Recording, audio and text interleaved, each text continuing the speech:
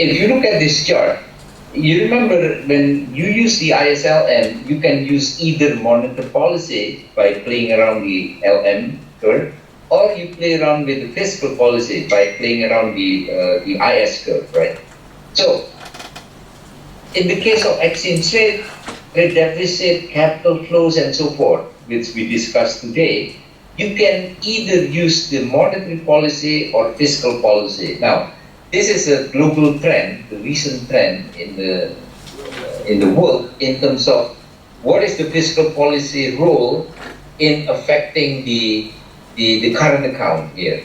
So it turns out, if you look at the blue one, okay, it turns out that yes, essentially in general, the use of fiscal policy is quite effective in reducing the current account deficit.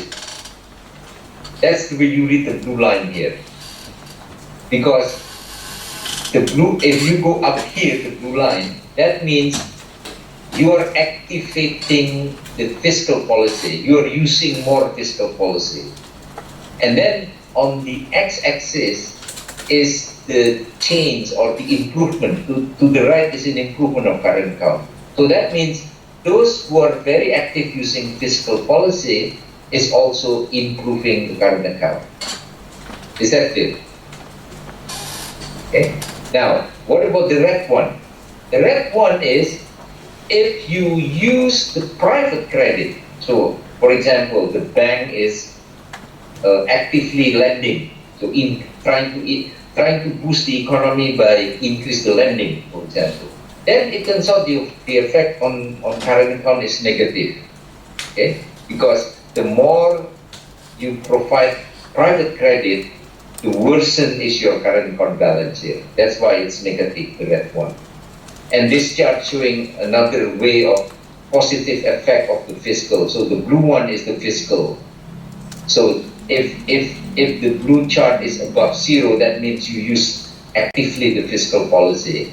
And then the red dot here is the change in current account balance. So the more active you use fiscal policy, the better is your current account balance. So that's basically it. This is the same thing that it do. Okay, this is just showing you the relation between exchange rate and the current account balance around the world.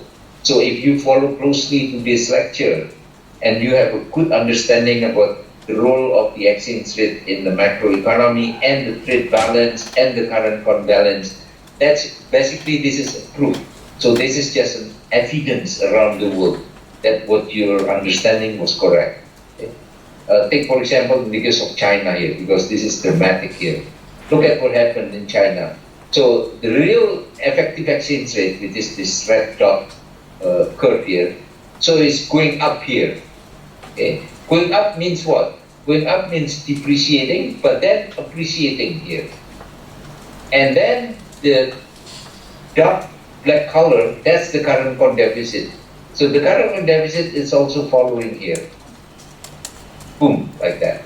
Okay? I'm sorry, let me backtrack. Let me take back what I said earlier. When the exchange rate dotted go up, that means appreciate, not depreciate, sorry. Because this is local currency over foreign currency. Okay?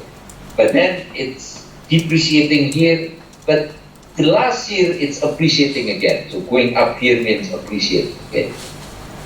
And that's why it's consistent with the current account trend. Alright, so essentially that's what is the role of the exchange rate in macroeconomic models, which is our topic today. Any question?